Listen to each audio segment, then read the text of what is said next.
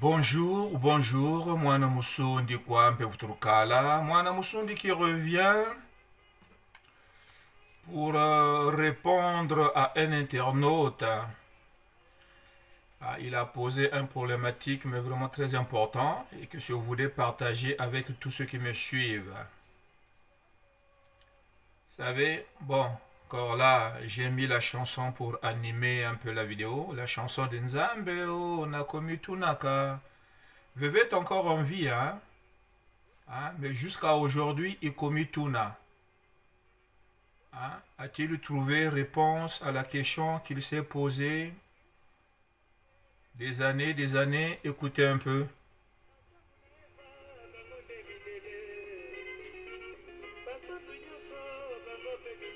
Vous connaissez la chanson?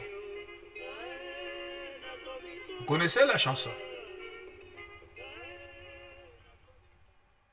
Voilà. Donc, moi je dis, dans mes publications, lorsque je réponds à une question que je trouve capitale, allant dans le sens de mes réflexions, je fais le choix de faire une vidéo afin de partager au maximum la réponse à beaucoup.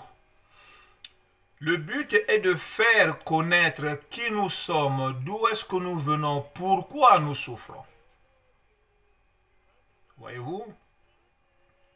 Donc, c'est dans l'une de mes publications intitulée Éthiopie, pays de Couche, selon la Bible, ou Kesh, Kish, selon les chroniques mésopotamiennes. Voyez? Ceux qui me suivent ont vu le post dans lequel j'ai représenté la carte géographique montrant l'Afrique avec l'Éthiopie entourée en bleu, l'Éthiopie ancien et le Moyen-Orient. L'Éthiopie, le nom Éthiopie, avant cette appellation qui est grecque, nos aïeux et les Sémites anciens disaient plutôt Couche, pays de Couche. Donc, c'est la Haute-Égypte. Or, il faut aussi le savoir que le nom Égypte vient du grec. Pour effacer le nom Congo, on refuse de nous donner l'explication de ce nom grec, Égypte. Comme si l'Égypte a toujours été grecque. Vous suivez? Donc, ce qu'on veut nous faire croire, que le nom Égypte n'a jamais changé. Que le nom Égypte ne vient pas du grec.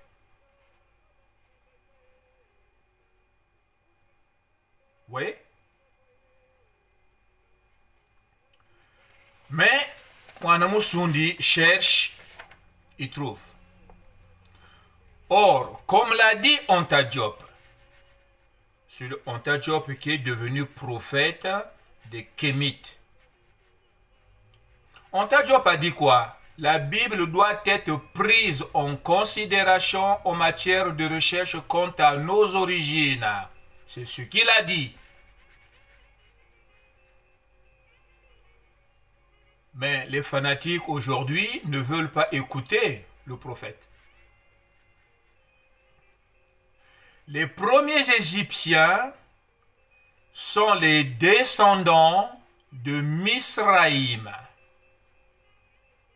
Les Misraïmites, le bas du Nil, le pays de Misri. Voilà le nom qui était utilisé avant les Grecs. Mais Misraïm, c'est le fils de Cham, frère de Couche. Donc ça, c'est l'Égypte antique qui, dont la puissance s'étendait jusque dans tous les territoires de la Palestine qui est devenu Israël aujourd'hui. La Palestine qui était terre des Cananéens.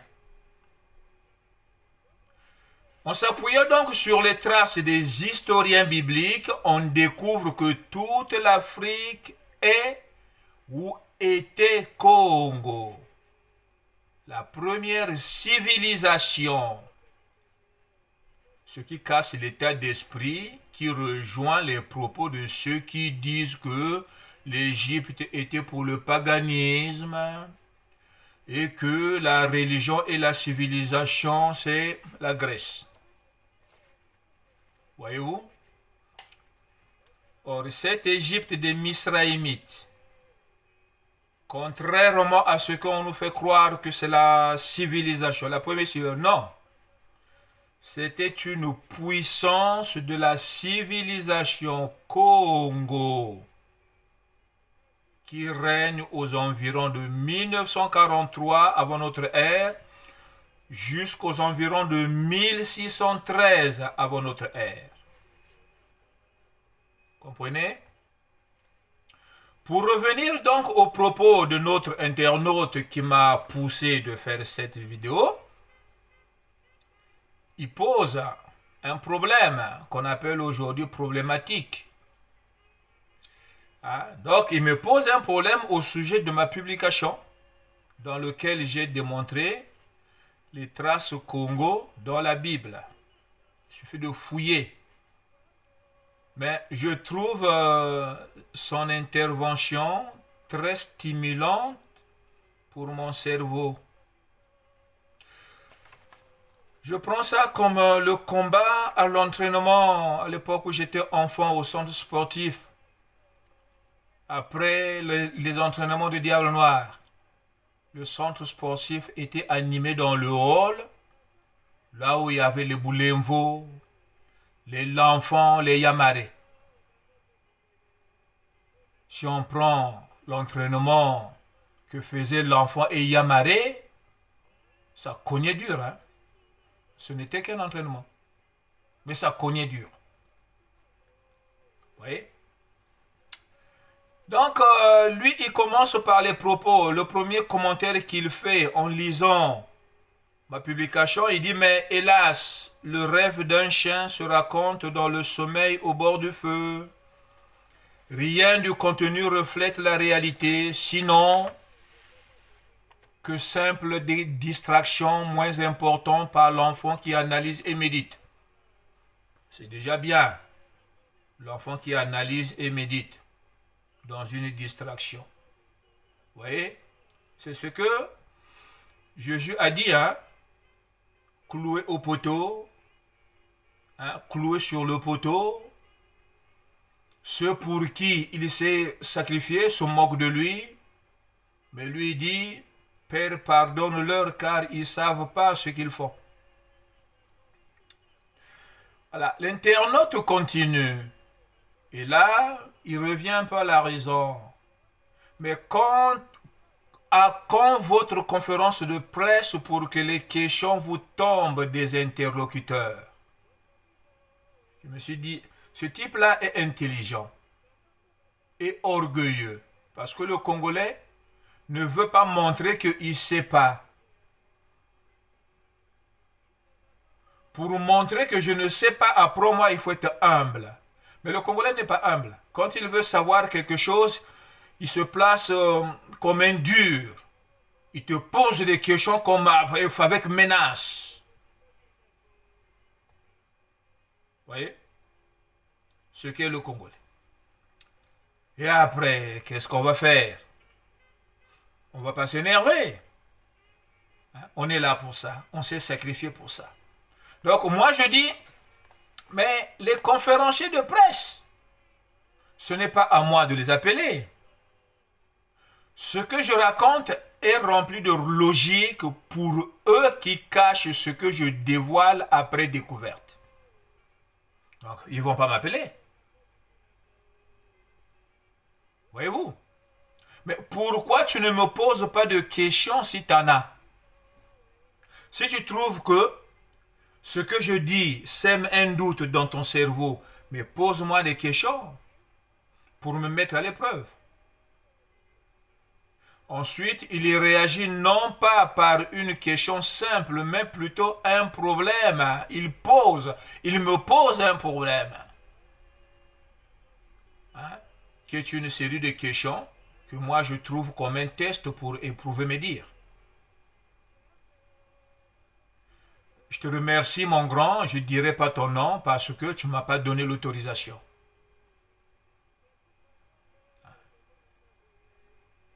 Donc c'est pour ça que j'ai dit, le problème que tu m'as posé, je vais te répondre par une vidéo. Ça permettra aussi de faire profiter cette découverte aux autres.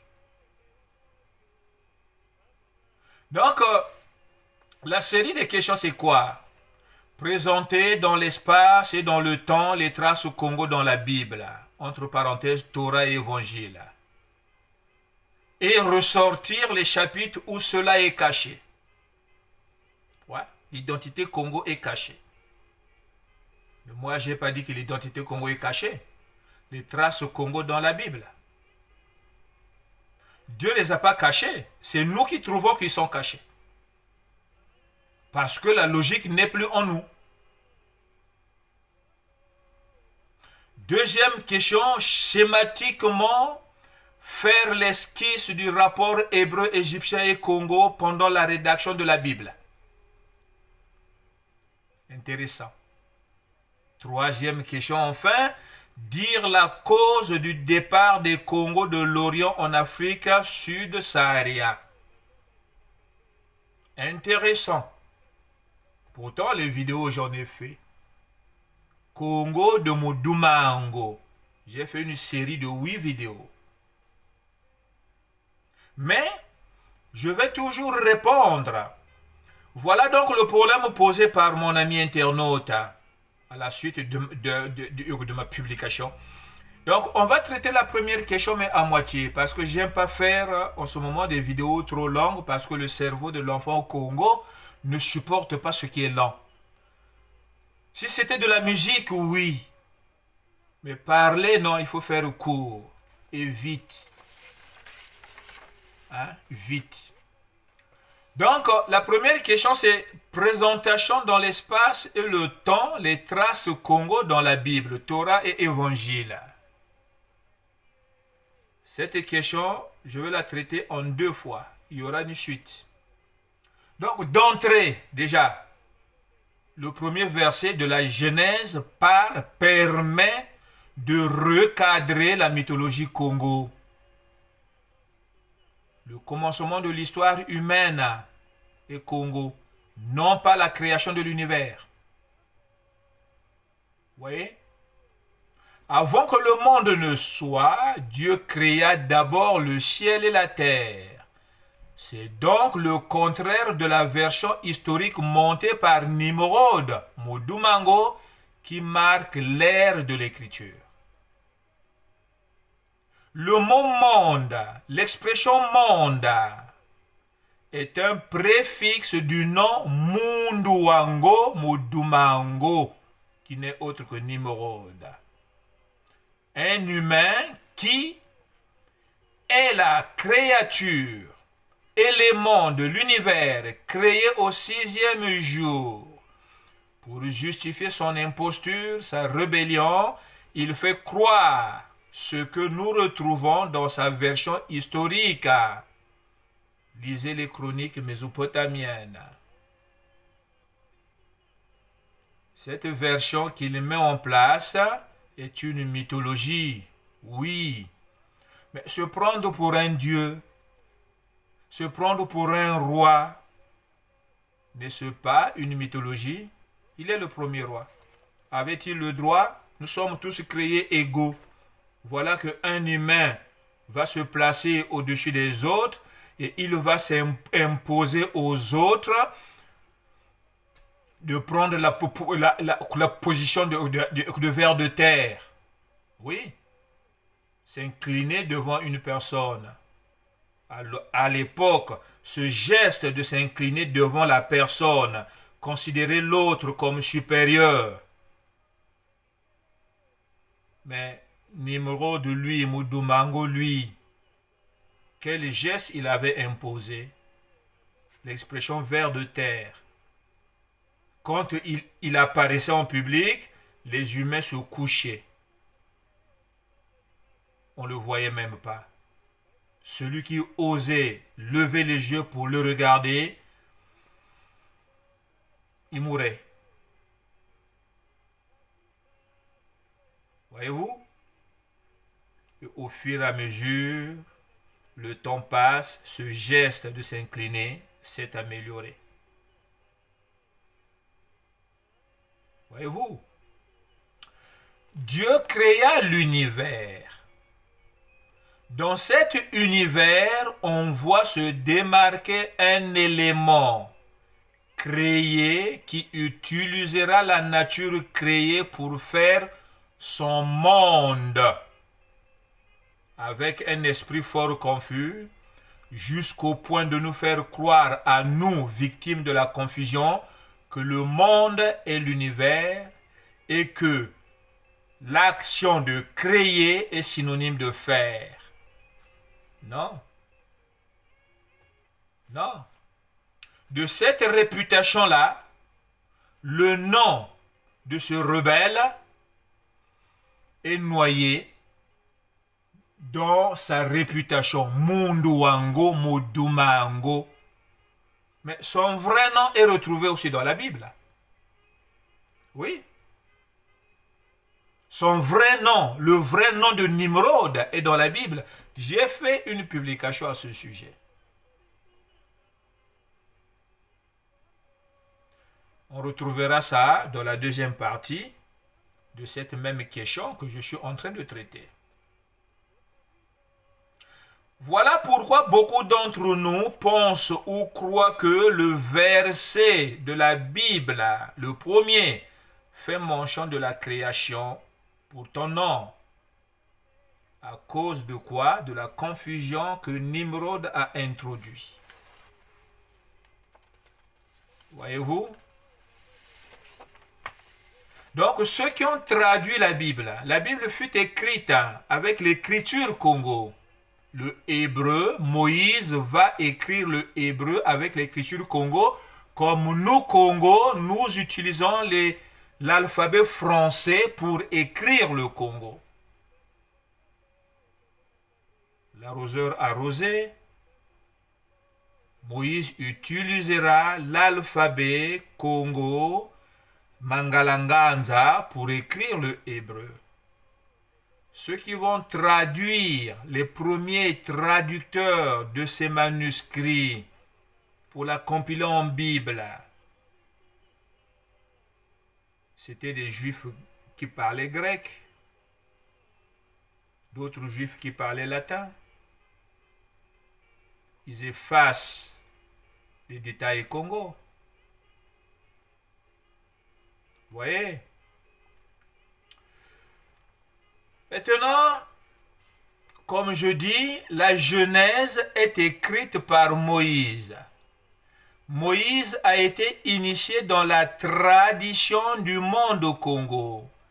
Tradition dans laquelle il sera initié dans toute la sagesse au Congo, Kindoki, la base de la religion, ou la base de la politique via religion. Ce détail est confirmé par Étienne, que Moïse avait toute la sagesse Congo. Ce détail est confirmé par un certain Étienne. Étienne qui fut lapidé par ses propres frères. Donc Étienne, historien inspiré de Dieu, vous retrouvez ces propos au verset 17 jusqu'au 22 du chapitre 7 du livre des Actes. Lisez-le. Selon le contexte, dans ces passages, on retrouve quoi? Moïse sera confronté entre deux cultures. Celle qui est vraie, conservée par les Hébreux, expression aussi péjoratif, attribuée aux Sémites par les Congos. Et la version qui est mythologique hissée par les Congos. Moïse se retrouve entre ces deux cultures-là. Animé par le sens de la justice, Moïse se laissera influencer par le côté juste. D'où, aidé par Dieu Yahvé, il utilisera l'alphabet Congo, le seul moyen à l'époque qu'on appelle aujourd'hui hiéroglyphe pour graver. Contrairement à la version Congo qui dit que la vie commence avec Nimrod, Mudumango, non. Dieu créa d'abord le ciel et la terre, donc l'univers. Vous voyez là la première tâche Congo dans la Bible. Dieu va utiliser l'écriture née de la magie. Moïse va casser ce côté sacré de cette écriture parce que ce n'était réservé qu'aux initiés.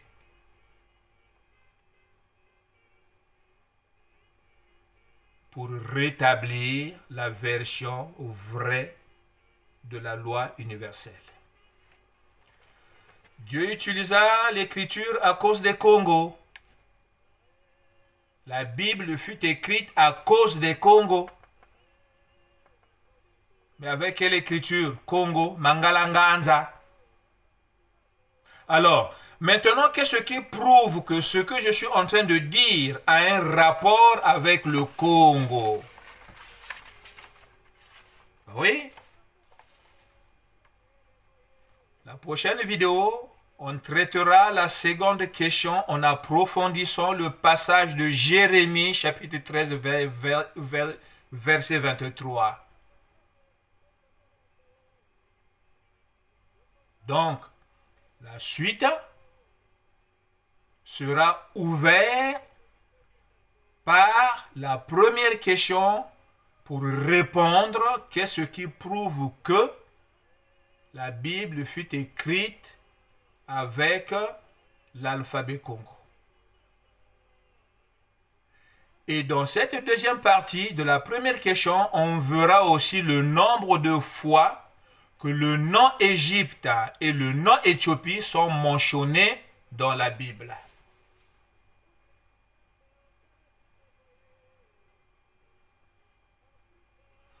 Voilà, mes frères, tous ceux qui me suivent. En tout cas, si c'est pour vous maudire que cette malédiction se retourne contre moi, mais si ce que je suis en train de dire est vrai,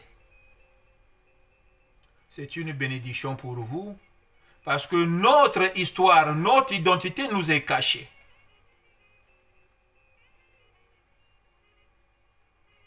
Je ne prends pas parti pour Dieu, je ne prends pas parti pour le Congo, mais je ne fais que rétablir la réalité des faits. Et c'est à chacun de faire le choix quant à où est-ce qu'il va pencher sa tête.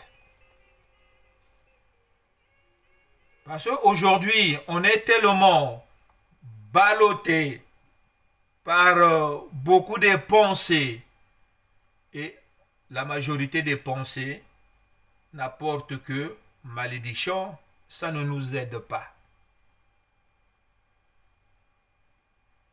Ça ne nous aide pas.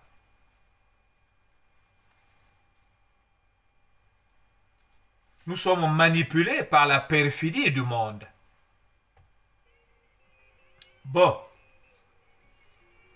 la prochaine fois, avant de traiter la deuxième question, on va d'abord finir avec la deuxième partie de la première question. Je vous laisse savourer la chanson de notre Père VV qui jusqu'à aujourd'hui se pose la question à Komitunaka. Il continue de se demander, il continue de se poser la question, la peau noire vient d'où? Et je parie que la réponse sera trouvée qu'après sa mort. Parce que nous aimons toujours commenter les dires des morts. Tant qu'il est en vie, personne n'a été le voir, je pense. Hein? Tant qu'il est en vie, il n'a pas trouvé réponse.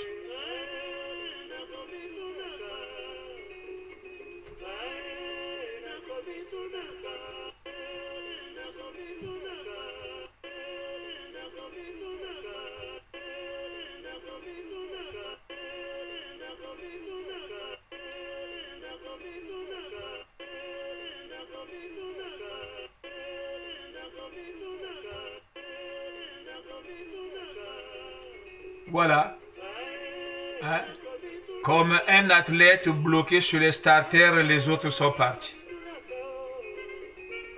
Et il est là à se poser la question, qu'est-ce qui s'est passé? Un athlète qui a l'habitude de s'entraîner sur les starters, le jour de la compétition, il ne sait pas comment régler les starters. Et il ne sait pas qu'est-ce qui s'est passé. Il attend que le blanc vienne lui dire ce qui s'est passé. Alors que c'est le blanc qui a débloqué.